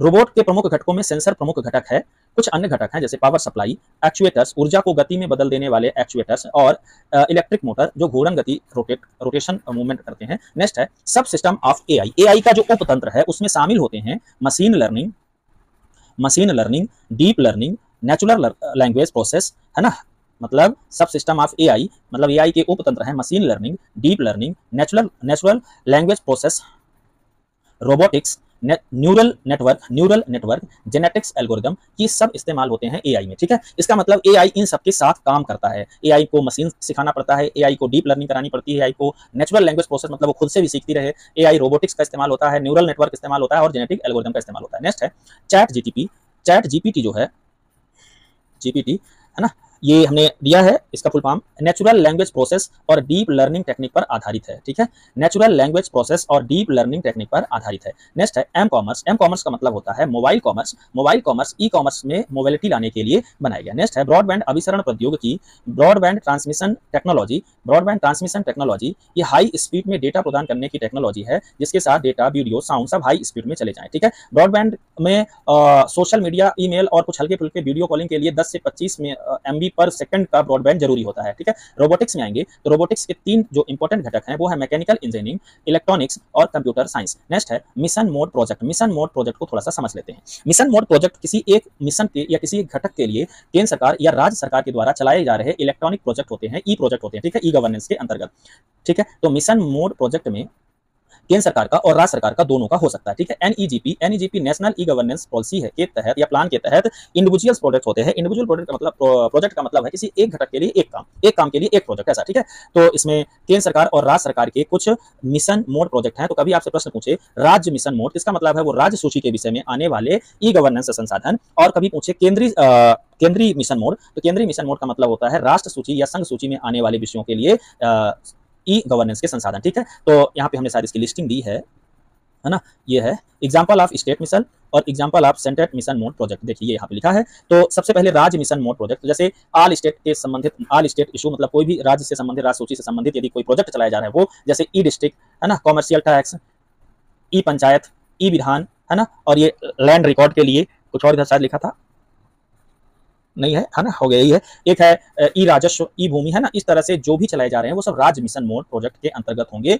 और सेंट्रल मिशन मोड प्रोजेक्ट के अंतर्गत banking, income tax, central excise, e office, UID postal office, है ना, एमसीए 21, इंश्योरेंस, पेंशन, वीजा, संसद, है ना, ई संसद, ई भाषा, ये सब जितने हैं जो कि एनएमईआईसी के तहत संचालित होते हैं वो सब एमएमपीएस के अंतर्गत आएंगे। और ये जो राज्य सरकार के द्वारा चलाए जाते हैं वो सब किसके अंतर्गत आएंगे, वो आएंगे राज्य मिशन मोड प्रोजेक्ट के अंतर्गत। ठीक है, तो यहाँ पे एक प्रश्न था शायद, राज्य मिशन मोड प्रोजेक्ट क्या होता है, उसमें क्या शामिल है ना, क्या क्या शामिल है, क्या क्या शामिल नहीं है। तो हाँ, ये ई ट्रेजरी आया हुआ था। ई ट्रेजरी जो है, तो ट्रेजरी जो होता है वो राजस्व विभाग, भूमि विभाग से संबंधित है, तो वो राज्य मिशन मोड प्रोजेक्ट का हिस्सा है। नेक्स्ट है ई कॉमर्स। तो इसमें अगला है आपका ई कॉमर्स ई बिजनेस में समाहित है। कुछ स्टेटमेंट दिया हुआ था, उस स्टेटमेंट को हमने लिखा है यहाँ पे, ई कॉमर्स ई बिजनेस में समाहित है, बात सही है। ठीक है, इन्वेंट्री मैनेजमेंट ई बिजनेस एवं ई कॉमर्स दोनों में समाहित है। देखिए हमने यहाँ पे ग्राफ भी बना दिया, ये वेन डायग्राम का क्या लिखा है, ई कॉमर्स, ये हो गया ई कॉमर्स। तो ई कॉमर्स ई बिजनेस में समाहित है, बात बिल्कुल सत्य है। ठीक है, ये हमने क्या लिखा है, इन्वेंट्री मैनेजमेंट। तो इन्वेंट्री मैनेजमेंट को इसके हिस्से बनाया हमने, तो इसका मतलब इन्वेंट्री मैनेजमेंट भी ई बिजनेस में शामिल है और ई कॉमर्स में भी शामिल है। ठीक है, यदि इसको हम ई कॉमर्स बना ले तो ये वाला ई कॉमर्स। ठीक है, तो देखिए मैं इसको अलग से एक्सप्लेन कर देता हूँ, जरूरी है। क्या ये हो गया आपका ई कॉमर्स, ये वाला बोला है ना, और ये हो गया आपका ई बिजनेस। तो ई कॉमर्स ई बिजनेस में शामिल है, कह सकते हैं कि सभी ई कॉमर्स ई बिजनेस हैं। ठीक है, फिर इसके अंतर्गत हम लोग लिख दें इन्वेंट्री मैनेजमेंट। इन्वेंट्री मैनेजमेंट तो हम लोग कह सकते हैं कि सभी इन्वेंट्री मैनेजमेंट ई कॉमर्स हैं, ये ई कॉमर्स के घेरे के अंदर लिखा है ना, और सभी इन्वेंट्री मैनेजमेंट ई बिजनेस भी हैं। क्लियर, तो ये स्टेटमेंट सही था, इस प्रकार से प्रश्न आया था। नेक्स्ट है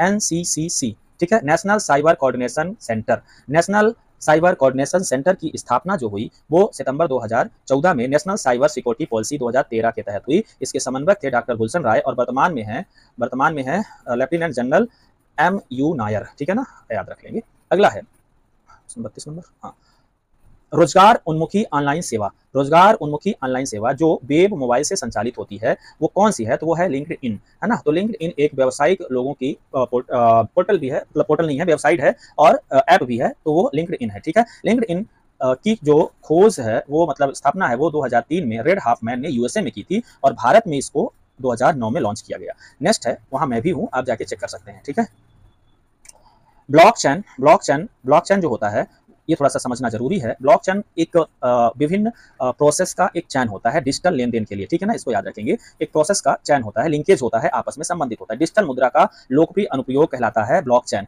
इसके अंतर्गत बिटकॉइन या क्रिप्टो करेंसी आती है। एक एडवांस डेटाबेस सिस्टम होता है, ये ऑर्डर, पेमेंट, लेन देन और ट्रैकिंग, यही इसमें चैन बनते हैं। जैसे आप किसी चीज के लिए क्या करते हैं, सबसे पहले ऑर्डर करेंगे, फिर पेमेंट करेंगे, फिर वो आप तक शिपमेंट होगा और उस शिपमेंट की ट्रैकिंग करेंगे, रिटर्न करेंगे, तो ये जो चैन बनता है इस चैन को ही ब्लॉक चैन कहते हैं। ठीक है, इसके 4 प्रकार हैं, सार्वजनिक, निजी, हाइब्रिड और कंसोर्टियम। याद रखेंगे, पब्लिक है, प्राइवेट है, हाइब्रिड है मतलब दोनों का मिक्स है, और कंसोर्टियम एक अलग प्रकार है। डेटा को ब्लॉक्स में पीयर टू पीयर सहेजता है, इसीलिए इसको ब्लॉक चैन कहते हैं। 1991 में खोजा गया था। आरटीजीएस ऊपर भी हम लोग चर्चा कर चुके हैं। आरटीजीएस ई पैसे ट्रांसफर का एक प्रकार है जिसमें रियल टाइम ग्रोथ सेटलमेंट होता है, तुरंत पैसा जाता है। और दूसरा ऐसे ही प्रकार है जो उससे थोड़ा सा कम विकसित है, मतलब ज्यादा टाइम लेता है, national electronics funds transfer system. ये लगभग 12 घंटे में प्रोवाइड करता है, लेकिन आरटीजीएस तुरंत प्रोवाइड करता है। ठीक है, नेक्स्ट है centralized public grievance redress and monitoring system, जिसको सीपी ग्राम्स के नाम से जाना जाता है। इंपॉर्टेंट है, याद रखेंगे, सीपी ग्राम्स का मतलब है, क्या मतलब है, centralized public grievance redress and monitoring system.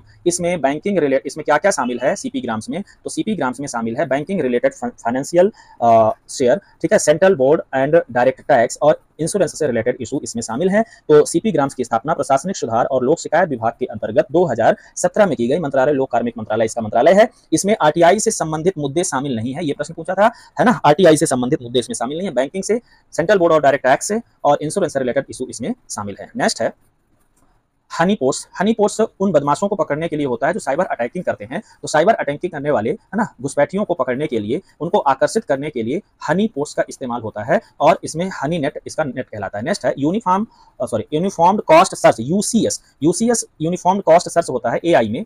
AI के अंतर्गत यह अनौपचारिक खोज डोमेन के अंतर्गत आता है। अनौपचारिक मतलब कह सकते हैं अनइनफॉर्मल है, यूनिफॉर्म नहीं, सॉरी ये अनइनफॉर्मल है, क्या अनौपचारिक है ना, तो या नॉन फॉर्मल कह सकते हैं, जो भी हो। तो यह एआई के अंतर्गत एक अनौपचारिक डोमेन खोज के अंतर्गत आता है। यह सर्च इन एआई एआई में सर्च दो प्रकार का होता है, फॉर्मल और इनफॉर्मल, ठीक है। फॉर्मल और इनफॉर्मल यहाँ पे सही शब्द होगा, ठीक है ना। फॉर्मल और इनफॉर्मल, तो फॉर्मल जो है वो ऑफिस में इस्तेमाल होता है, इंस्टीट्यूट में इस्तेमाल होता है, और इनफॉर्मल जो होता है वो क्या होता है, वो होता है इंडिविजुअल। लेकिन यहाँ पे थोड़ा सा कंफ्यूजन शायद क्रिएट हुआ हो, क्लियर करता हूँ। ये यूनिफॉर्म्ड कॉस्ट सर्च ही है, ठीक है ना, इसको याद रखना है। ये अन या इन नहीं है, यूनिफॉर्म कॉस्ट सर्च ही है। बाकी सर्च एआई में दो प्रकार के होते हैं, फॉर्मल और इनफॉर्मल। फॉर्मल का संस्थानों में, इनफॉर्मल का इसमें, है ना। यूसीएस यह एक lowest path cost starting node to goal, है ना, नोड टू गोल, नोड से लक्ष्य की ओर ले जाने वाली सर्च प्रणाली है, याद रखेंगे, जिसमें कम समय लगता है। नेक्स्ट है, एक है सुपरवाइज्ड एंड अनसुपरवाइज्ड लर्निंग।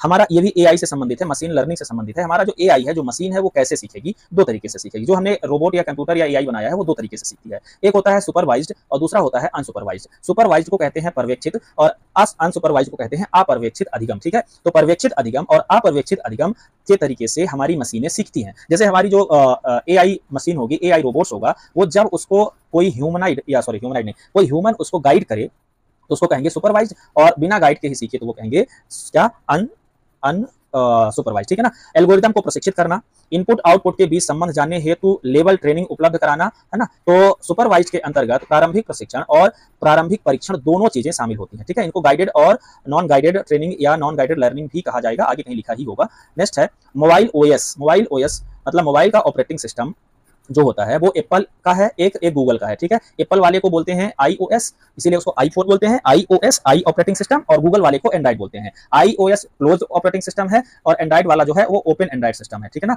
हाँ, ओपन सॉफ्टवेयर का उदाहरण है। एक और होता है Symbian operating system. Symbian operating system 1998 में सिम्बियन कंपनी के द्वारा चलाया गया था, जो कि क्लोज सोर्स था, पर अब वो बंद भी हो गया है, ठीक है। तो ये तीनों मोबाइल के लिए इस्तेमाल होने वाले ऑपरेटिंग सिस्टम है। एक ऑपरेटिंग सिस्टम मोबाइल के लिए इस्तेमाल हो सकता है, दूसरा ऑपरेटिंग सिस्टम जो है वो वेब ऑपरेटिंग सिस्टम हो सकता है। तो वेबसाइट के लिए इस्तेमाल होने वाले वेब ऑपरेटिंग सिस्टम का जो नाम है वो मैक ओएस है ना, वेब ऑपरेटिंग सिस्टम है, और मैक ओएस जो है 2001 में एप्पल ने चलाया था। नेक्स्ट है फिशिंग। फिशिंग के बारे में उधर हमने आपको बता दिया है कि किसी का ईमेल पासवर्ड चुराना, एसएमएस करना, है ना, ये सब किसी के डेटा चुराना ईमेल, एसएमएस और कॉल के माध्यम से, उसको फिशिंग कहते हैं। नेक्स्ट है दक्ष रोबोट। दक्ष रोबोट के बारे में भी चर्चा हो चुकी है, विस्फोटकों की पहचान के लिए बनाया गया है, सैन्य रोबोट है ये, ठीक है, डीआरडीओ ने बनाया है। अगला है एसएसएल। एसएसएल का मतलब होता है secure socket layer. Secure socket layer का मतलब इंटरनेट पर डाटा के आदान प्रदान को सुरक्षित रखने के लिए इसका इस्तेमाल किया जाता है। नेक्स्ट है स्वयं।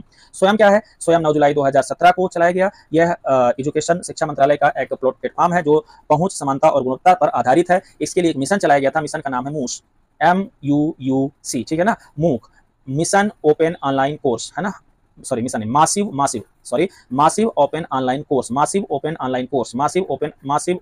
ऑनलाइन कोर्स याद रखेंगे ना। तो मासिव ओपन ऑनलाइन कोर्स 2012 में संचालित किया गया शिक्षा मंत्रालय के द्वारा। उस समय शिक्षा मंत्रालय का नाम जो है तो शायद MHRD था, तो 2012 में चलाया गया, है ना। इसीलिए 2012 को MOOC वर्ष भी घोषित किया गया था भारत सरकार के द्वारा। स्टडी वेबसाइट ऑफ एक्टिव, है ना, मतलब ये क्या है, एक स्टडी वेबसाइट है, लर्निंग फॉर यूथ एक्सपायरेंट्स, मतलब युवाओं को पढ़ाने के लिए। नेक्स्ट है 5G नेटवर्क। 5G नेटवर्क एक हाई स्पीड रेंज का नेटवर्क होता है, जिसके लिए जो जरूरी है आवृत्ति वो है क्या, 6 गीगाहर्ट्ज के रेंज पर संचालित होता है। नेक्स्ट है पेपाल C2C, उपभोक्ता से उपभोक्ता वाला एक पेमेंट गेटवे है, पेमेंट ऐप है ना। SSL यह डिजिटल सर्टिफिकेशन HTTPS पर आधारित एक वेबसाइट है। नेक्स्ट है भूम परियोजना। भूम परियोजना जो है वो प्रथम भू अभिलेख प्रोजेक्ट है, मध्य प्रदेश राज्य सरकार के द्वारा चलाई गया भू प्रोजेक्ट, पहला ही गवर्नेंस है। नेक्स्ट है 5th जनरेशन प्रोग्रामिंग भाषा। तो पहले 5वें जनरेशन की जो भाषा है, 5th जनरेशन की प्रोलाग, है ना, OPS 5 और मर्क्यूरी, ठीक है। रोबोट के चल जोड़ होते हैं, रोबोट के जो चल जोड़ होते हैं वो डिग्री ऑफ फ्रीडम कहलाते हैं। रोबोट के चल जोड़ों को डिग्री ऑफ फ्रीडम कहते हैं। ये रोबोटिक आर्म्स होते हैं, मैनिपुलेटर का काम करते हैं, इसलिए मैनिपुलेटर कहा जाता है। तो मैनिपुलेटर, डिग्री ऑफ फ्रीडम या रोबोट के चल जोड़ एक ही चीज है, ठीक है ना। मैसेज डाइजेस्ट नाम का एक शब्द मिला मुझे। मैसेज डाइजेस्ट का मतलब होता है वेरीफाई मैसेज इंटीग्रिटी। इंटीग्रिटी के लिए इन्होंने अनुवाद कर रखा था, ये सब चूंकि PSC के पेपर से उठाए हमने, तो इन्होंने अनुवाद कर रखा था अखंडता। तो वेरीफाई मैसेज डाइजेस्टिंग का मतलब है वेरीफाई मैसेज अखंडता, ठीक है।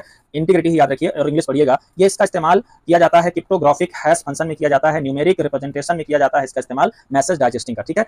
नेक्स्ट है SDC, SWN स्वान और ESDG, 3 चीजें हैं। SDG का मतलब है स्टेट डेटा सेंटर, स्वान का मतलब है स्टेट वाइड एरिया नेटवर्क, और ESDG का मतलब है education for sustainable development goal, है ना, सस्टेनेबल डेवलपमेंट गोल है। और उसके साथ हमने क्या लगा है ई, तो ई का मतलब वहां पर इलेक्ट्रॉनिक सस्टेनेबल, है ना, इलेक्ट्रॉनिक सस्टेनेबल डेवलपमेंट गोल नहीं होगा, ध्यान रखना है, education for sustainable development goal होगा यदि कभी फुल फॉर्म आ जाए। नेक्स्ट है साइबर सिक्योरिटी का दायरा। साइबर सिक्योरिटी का दायरा है मतलब साइबर सुरक्षा का दायरा कहां तक है, तो वल्नरेबिलिटी रिडक्शन, सही बात है ना। ये अत्याचार या इस प्रकार से वल्नरेबिलिटी जो होती है उसको रोकने में। इंसिडेंस रिस्पांस, ये भी सही है, और रिकवरी पॉलिसी, ये भी सही है, ठीक है। तो नेक्स्ट है आरोग्य सेतु ऐप, और आरोग्य सेतु ऐप 2 अप्रैल 2020 को लाया गया, पहले भी आ चुका है उधर। नेक्स्ट है रोबोट संचालन है, तो स्थापित क्षेत्र का नाम जो है तो वर्क स्पेस और वर्क इन्वेलप है, जहां रोबोट संचालन किया जाता है उसको कहते हैं वर्क स्पेस या वर्क इन्वेलप। नेक्स्ट है ई गवर्नेंस के लिए cloud computing, GI cloud Meghraj है। नेक्स्ट है, हाँ इतना तक तो जो यहाँ तक है ये सारे टॉपिक्स 2019 से लेकर के 2022 मतलब 24 में जो एग्जाम हुए वो वहां तक के अदर एग्जाम्स के हैं। अभी यहाँ पे कुछ मैं आपको करा रहा हूँ जो एमपीपीएससी प्रीलिम्स में पूछे गए हैं, उनसे जो कठिन वाले प्रश्न है, ठीक है। नेक्स्ट है, इसमें देखते हैं सोशल मीडिया अनुकूलन शब्द इस्तेमाल किया गया एक जगह। सोशल मीडिया अनुकूलन का मतलब होता है सोशल मीडिया नेटवर्क द्वारा आसानी से प्रचार प्रसार करना, ठीक है। जब आप सोशल मीडिया पर आसानी से प्रचार प्रसार करने लगते हैं तो इसको सोशल मीडिया अनुकूलन कहा जाता है। नेक्स्ट है कृत्रिम बुद्धिमत्ता के पक्षपात का स्रोत, तो कृत्रिम बुद्धिमत्ता के पक्षपात का जो स्रोत है वो डेटा एल्गोरिदम और प्यूपिल है, मतलब डेटा एल्गोरिदम और लोग हैं एआई के पक्षपात के स्रोत, ठीक है। तो मतलब एआई कहां कहां पक्षपात कर सकता है, किस आधार पे पक्षपात कर सकता है। जैसे मान लीजिए किसी का वीडियो चलता है नहीं चलता है, तो उसके डेटा एल्गोरिदम और प्यूपिल, इन 3 आधारों पर वो पक्षपात कर सकता है, ठीक है। नेक्स्ट है डीएनएस 1985 में लाया गया, नाम पता और संसाधन खोजता है, डोमेन नेम सिस्टम इसका पूरा नाम है। माइक्रोवेव विद्युत चुंबकीय तरंगों की जो रेंज होती है वो होती है कहां से, हाँ 14 हर्ट्ज से 300 गीजा हर्ट्ज तक की रेंज होती है, एक लाइन में यूं ही देख लीजिए। नेक्स्ट है ब्लोफिश नाम का शब्द इस्तेमाल किया गया, इसमें यह सममित इंक्रिप्शन एल्गोरिदम पर आधारित होता है। ब्लोफिश सममित इंक्रिप्शन एल्गोरिदम पर आधारित होता है, ठीक है। और इसका इस्तेमाल डैश आईडीईए के रूप में किया गया, 1993 में इसको खोजा गया। नेक्स्ट है गार्डनर के अनुसार 4 परिपक्वता मॉडल का जो क्रम है वो है सूचना, सहभागिता, लेन देन और परिवर्तन। इसलिए बता दे रहा हूं कि सीधा सीधा यही प्रश्न आ जाए तो लगा दीजिएगा सूचना, सहभागिता, लेन देन और परिवर्तन। गार्डनर के 4 परिपक्वता मॉडल सोशल मीडिया के हैं, उसमें ये क्रम होता है। तो पहले सूचना, फिर सहभागिता, फिर लेन देन ट्रांजेक्शन और फिर चेंज, ठीक है ना। तो ये हमें याद रखना है, ये शायद ICTC के रूप में आए, ठीक है ना। आई इन्फॉर्मेशन, सी कॉपरेशन, टी ट्रांजैक्शन और सी परिवर्तन, ICTC याद रखेंगे गार्डनर के अनुसार। ICT आपको याद ही है, टी अलग से लगा देना है, तो सी अलग से लगा देना है। नेक्स्ट है IPv6 प्रोटोकॉल, एक IP प्रोटोकॉल है 128 बिट का, है ना। ये एनी कॉस्ट प्रोटोकॉल भी कहलाता है। नेक्स्ट है सहयोगात्मक फिल्टरिंग, सहयोगात्मक फिल्टरिंग में वरीयताओं को एकत्रित करके यूजर के हितों के बारे में ऑटोमेटिक पूर्व अनुमान लगाया जाता है। तो इसमें वरीयता क्या है, उसको एकत्रित किया जाएगा और यूजर के हितों के बारे में ऑटोमेटिक पूर्वानुमान सहयोगात्मक फिल्टरिंग कहलाता है। नेक्स्ट है IT एक्ट 2000 में प्रथम साइबर लॉ जो कि ई कॉमर्स को कानूनी ढांचा प्रदान करता है। तो ई कॉमर्स को कानूनी ढांचा प्रदान करने के लिए साइबर कानून जो लाया गया वो IT एक्ट 2000 के तहत ही लाया गया। नेक्स्ट है सत्यभामा सेट जो है तो सत्यभामा यूनिवर्सिटी चेन्नई के द्वारा बनाया गया सैटेलाइट है, एजुकेशनल सैटेलाइट है, ठीक है, जो ग्रीन हाउस गैसेस को के डेटा कलेक्शन से भी संबंधित है। नेक्स्ट है JSP का मतलब होता है जावा सर्वर पेजेस, ठीक है। वेब क्रॉलर को वेब स्पाइडर भी कहते हैं, ठीक है। तो इस प्रकार से एमपीपीएससी में 2018 से 24 के बीच जो भी प्रश्न आए पीएससी प्रीलिम्स या एग्जामों में, उनमें से जो कठिन वाले प्रश्न थे वो हमने ये पूरा किया। तो इस वीडियो के दोनों सेक्शन, पहला सेक्शन जितने भी यूनिट के टॉपिक्स हैं सारे यूनिट के इंपॉर्टेंट फैक्ट हमने आपको दिए, और दूसरा सेक्शन ये था जो सारे कठिन वाले प्रश्न थे वो हमने यहाँ पे समाप्त किए। इस प्रकार से ये समाप्त होता है। और अभी तक आपने वीडियो देखा, वीडियो से निश्चित रूप से आपको लाभ होगा, ये हमारी गारंटी है। परीक्षा में प्रश्न से आएंगे ही आएंगे। तो यदि वीडियो आपको अच्छा लगा है तो वीडियो को लाइक करिएगा। चैनल अभी तक यदि आपने सब्सक्राइब नहीं किया है तो उसको एक बार देख लीजिए, सब्सक्राइब कर दीजिए। और टेस्ट सीरीज से जुड़ने के लिए, आगामी असिस्टेंट प्रोफेसर एग्जाम्स के टेस्ट सीरीज से जुड़ने के लिए आप हमें इन नंबर पे कॉल कर सकते हैं। 70007745.7 दिया हुआ है। टेस्ट सीरीज बहुत ही बेहतरीन 15 टेस्ट सीरीज और उनके वीडियोस एनालिसिस अवेलेबल हैं, इन प्राइजेस पर अवेलेबल हैं, ठीक है। तो आप हमें उस पर मैसेज कर सकते हैं। हमारे टेलीग्राम चैनल से जुड़िए, हमारे व्हाट्सएप चैनल से जुड़ने के लिए, व्हाट्सएप ग्रुप से जुड़ने के लिए, स्पेसिफिक असिस्टेंट प्रोफेसर के लिए आप हमको मैसेज कर सकते हैं। इस नंबर पे लिंक दी गई होगी, उस पर जुड़ सकते हैं। जिनको एमपीपीएससी प्रीलिम्स के लिए हमसे जुड़ना है या मेंस के लिए जुड़ना है तो हमारा टेलीग्राम चैनल देखें, एमपीपीएससी टॉपर्स वाला, और इस व्हाट्सएप पे एमपीपीएससी फ्री मैसेज लिख करके हमें मैसेज कर सकते हैं। तो कुल मिलाकर के ये आपका आईसीटी एक ही वीडियो में सारे महत्वपूर्ण इश्यूज जो थे आईसीटी के हमने कंप्लीट के लिए। धन्यवाद।